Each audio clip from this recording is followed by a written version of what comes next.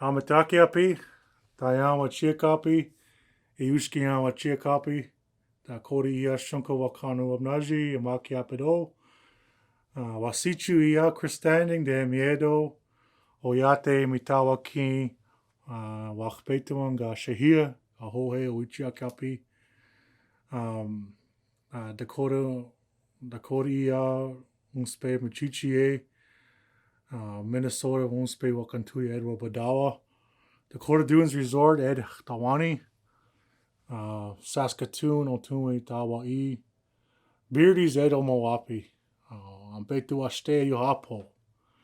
So what I said was in my Dakota language, my relatives, it's a good day today.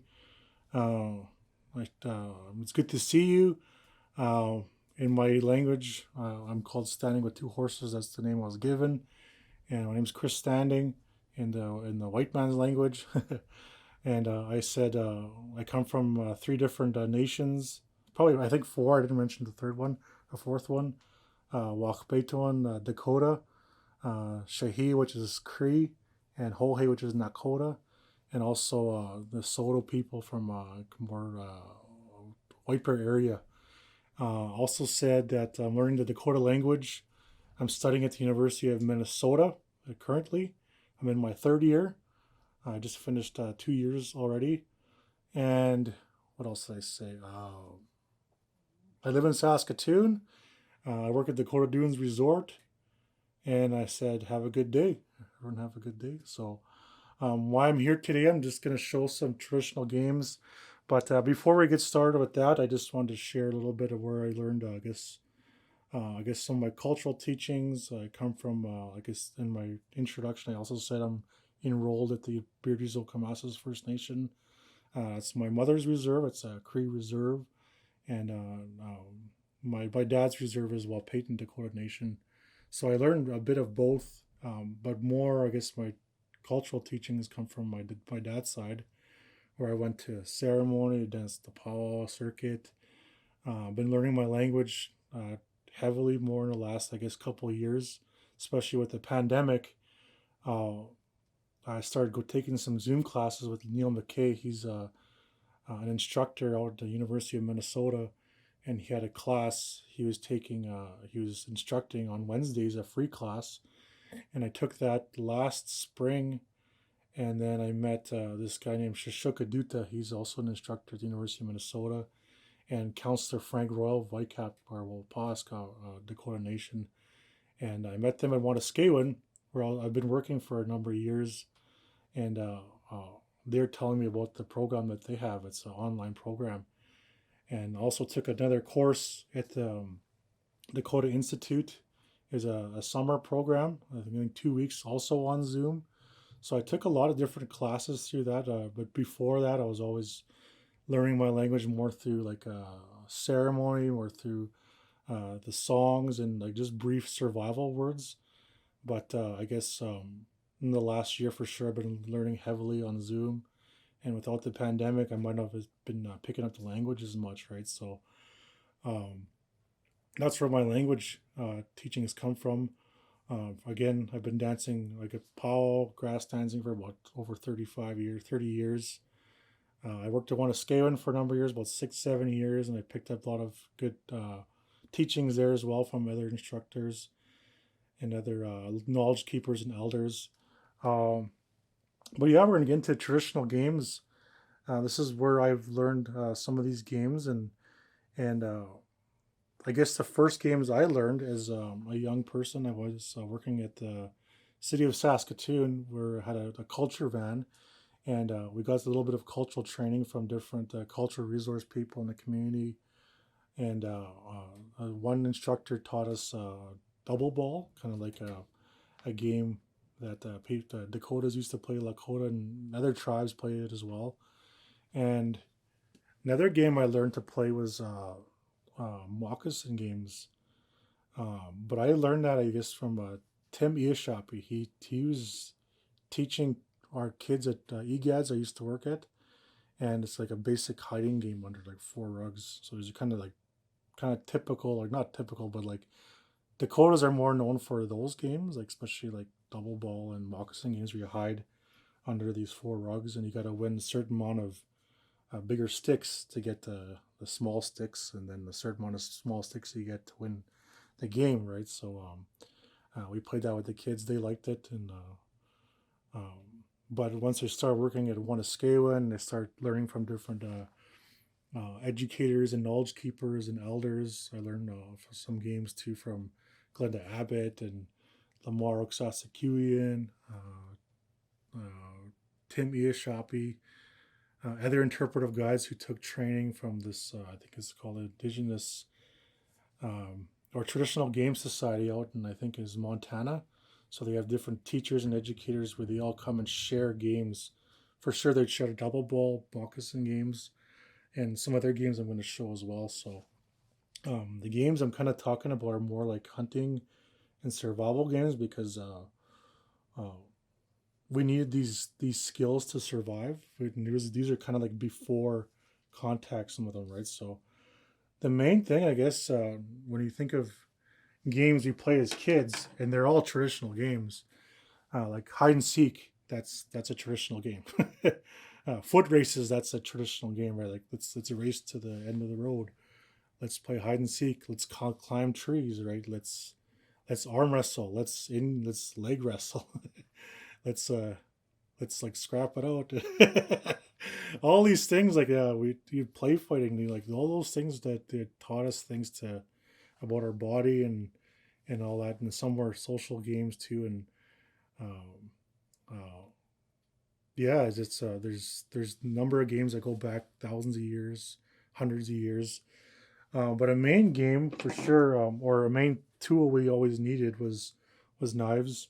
We would need spears, bow and arrow, but we need to be really good with knives, and I had a really good knife before, but I must have didn't bring it. But it's a knife that has it's like original before there was I guess like metal like this, right? So I got a archaeology friend to make me a knife, and it's I think it's a chert, or I think it's a knife river flint for the blade, and then I think the handle was bison rib bone, porcupine quill work for design, resin, and the string was what do you call it? Stinging nettle rope, right? So it's real natural, but we needed to be good with knives, not just for like gutting and cutting and making rope, but we also needed to survive. Some people would throw, and there's games people actually played where they'd throw a knife and they'd catch it, or they play chicken between each other's feet. And obviously we wouldn't play these kind of games at like a place like Wahpeton or at a school or at a culture camp. But the other games I'll show you, there's the games we can play and you can have fun, and you can show the kids, right? So, but we had to be good with knives. We had to know how to cut properly so we don't cut ourselves. And men had them, women had them, and yeah, this is one I just use kind of just for cutting things that I need. So yeah, let's get into the first game. Like, if we had a spear, we'd need to like be really good with that spear. We need to know how to like hunt animals, right? So I'll use a stick here for an example. So say if we're using a spear, we have like a little sharp end here, and we have to be good at throwing it at an animal, right? Maybe it's a bison or a deer, and you have to hit those vital organs like a lung or the heart. We have to develop skills, hand-eye coordination, to make sure we can do that. Maybe we're hunting smaller animals like rabbits or something, or we're getting fish, right? So there's games we played to help us build those skills, and I'll show you a couple of those games, right? So there's a game you can play. It's called Stick and Hoop, and I'll start with a bigger one. And you can basically, like, this is all modern materials. I like to make it as flashy and as like colorful as I can, just so kids can enjoy it and they'll be interested. But you can make or pick your own materials, to say choke cherry or willow. You might use sinew, any kind of rope, maybe red willow for the hoop. But this game, you're supposed to fling the hoop in the air and poke through it, right? Like you're hitting a target, right? If it's the heart or the lung, um, it's supposed to help build your hand-eye coordination, but it also helps build your eyesight because you can get these hoops down to really small, right? To really tiny. And I have like this really tiny stick and a Cheerio, and I work on that every night. No, I'm just kidding. But these are games you can play and you can make with kids. I remember Lamar was sharing with me that it has to be kind of like the same arm length, and if you're making these for kids, if they're making them for themselves, it should be their own arm length. And you want to make it long enough where you give it it's a challenge, right? So the games I made that has different colors, so different kids will like them, right? So that's a stick and hoop. It helps build your spearing skills, and you want to try it on each hand. So to say if I broke this arm, and our group or our band or our tribe is kind of struggling at that time, your legs still work, your other arm still works. You can pick berries. You might be able to throw. You might be able to do something, right? Because your people might be starving, right? There's you need to contribute, right? So these are kind of games kids would play to help develop their skills. Then there's another game. This one's a little bit. This one's a little fun for the smaller kids. So usually I have like a stuffed animal, and there's like you can see a little bison, and you can get like a stuffed animal, like maybe it's like a bison or something, and you put on like a tripod, like a teepee, a small teepee tripod, and you get these feathers, and you wouldn't use eagle feathers, but some kind of feather where you can throw it, and you're teaching kids aerodynamics, but you're also teaching them like throwing skills, like how to hunt, right? But this is a fun game, and usually when I have a big group, if it's a school group, it would be like line of 10 kids there, and then maybe blue is on this side, and yellow is on this side, red's on this side.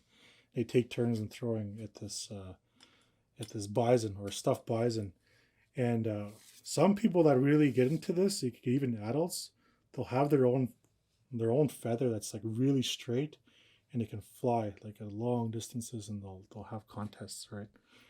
And it teaches aerodynamics for kids too. So it's like if I throw it like this, obviously it's not going to fly right? But if you throw it with the tip, it's going to kind of float on the air, right? So that kind of gets us into this next game, which is more realistic to hunting. But that one's fun for kids, for little small kids, preschool, kindergarten up to about grade 3, and even adults and teenagers like it. But you want to get your not just your spearing up close, but you want to get your throwing spearing up at a good how do you say it, at a good level. So we make these hoops that look like dream catchers, and we throw them, and kids can run and chase them and pick them up with a stick or a long spear.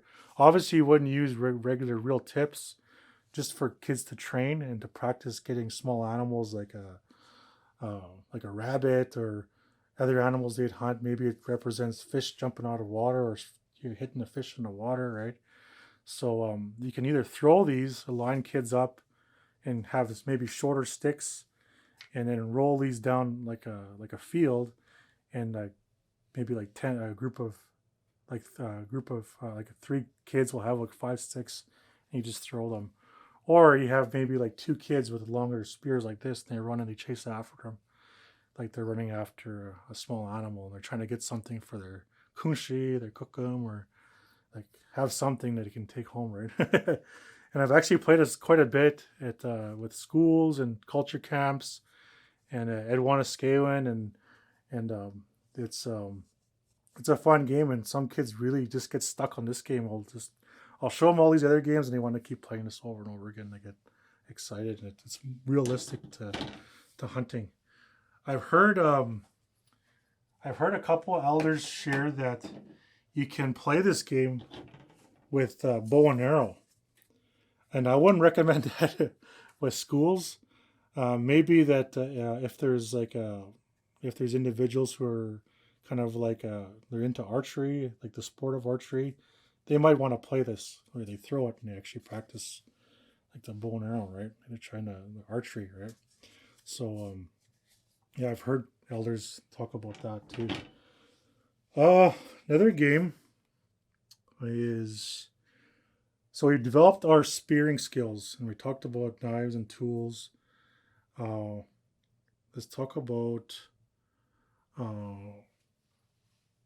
listening skills. So if you're ever like say at animal tracking, you need to develop like skills where you develop your eyesight, your listening. I wouldn't wear this because it's too noisy, right? And you wouldn't walk really heavy footed, right? And you wouldn't be talking and making a lot of noise if you're out hunting, right? So there's games you can play where you have like an individual who will be blindfolded, right? Then the other person holds the noisemaker. So they'll take like 3 steps. Maybe you have 30 kids, and then 2 individuals. One will be blindfolded. The other one will have this noisemaker. You spin the person around that has the blindfold. Spin them around so they don't really know where they are. The other person will hold the noisemaker. They'll take a few steps. They'll shake, right? And it forces the person that's blindfolded to try and figure out not just where the noisemaker is, but if they're breathing or if they're heavy footed, like they're really kind of like they step heavy, right? Or sometimes they're having so much fun, they're giggling and laughing. And this sometimes even this game I played it where we played all these games and the kids come back to this and I want to play and let's do this again, right?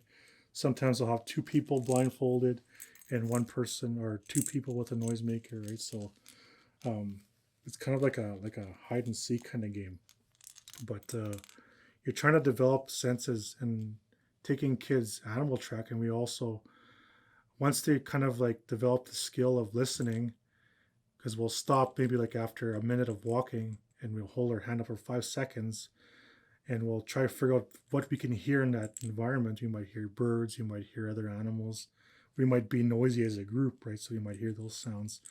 But if you take a group of kids walking for about an hour and you're practicing those listening skills, they'll come inside and then they'll be like, everything feels so noisy. Like even just being in a quiet classroom, they can hear noise in different places, and you're developing their senses, right? And their sensories, right? So um, another game you can play is a game called Scream and Run, and it's a game where you're developing your lungs, you're developing your voice, even if you become a singer, right? And how it works is you have like a stick like this, and you don't have to always use a stick. And how it works is you're asking them to like fill up their lungs and yell as long as they can and as loud as they can. And actually like lets out a lot of stress too. And so so we ask them at the count of 3, take a deep breath and scream as long and as loud as you can. So ah. Then the next part is they have a stick like this, and they might have one that's unique to them. So I'll make a bunch of different sticks that have different beads and different colors, and sometimes people can design their own. And when they run and scream, they're gonna run and take one long breath and scream as long as they can. And once they're out of that breath, they gotta put that in the ground.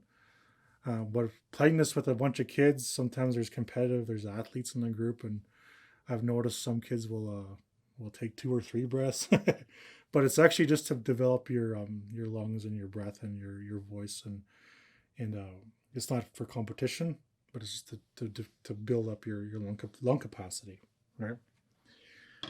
And with those with that spearing game where you throw through those bigger hoops, you can bring them down to smaller hoops if you want. You can have them you can just keep firing them, and then it helps develop their spearing skills. And obviously you would use a real sharp tip. You can just you can pick a willow, pick a choke cherry. I just bought these bamboo stuff from from Walmart, and a lot of the stuff you can get at Michael's or a craft store, or stuff you can just pick on your own. For sure you would use tobacco. follow the protocols of that area, and make sure that you follow those things. Because even red willow, just say if I made this out of red willow, in some cultures, like I know in Dakota, we usually don't use pick red willow at certain times. So follow that your protocols in the area you're picking from, right? So ask the people there, the elders and knowledge keepers. Uh, I'm kind of running almost out of time here, but there's a game for sure we used to play called Double Ball, and with the bison, with Dakota people, any people on the plains, they never wasted anything on the bison. So they would use the bison for food, shelter, clothing, tools, teepees, and even the testicles was used for for a game called Double Ball, almost like hockey or lacrosse. And obviously, I made these. These aren't the real thing. They're just 50-50 cord and some tennis balls and some tape. And you can use choke cherry sticks or willows to make the sticks. And usually it's like two tripods for a goal and a longer stick, or you could try to score underneath that top stick, or ring the stick, or over top. There's different scoring systems around the country, and I've even seen a scoring system where you have to ring a longer stick with the double ball like that, right? I've heard that for some Dakota and Lakota that only the ladies played this game. Some the men played it, like anyone played it, and it's played all over the place. So another game is Sling Ball. You could put this between your toes. You sit down and you fling it as far as you can, and people would have races, and it builds your core strength. Or you can just fling it as far as you want and have a contest that way. So you can use a hacky sack or a ball or 50-50 cord. There's a game that Dakotas used to play called shinny. They'd make like a curved stick, and they'd have a ball or some kind of puck on ice or even on the grass. So this is a game that we used to play, and I believe other tribes probably play this as well. And then I know some of my relatives out in Standing Buffalo, they're starting to play lacrosse. So they're playing games that aren't from their tribe. Like people share games, people they adopted games, and people like some games for sure are kind of more for a tribe or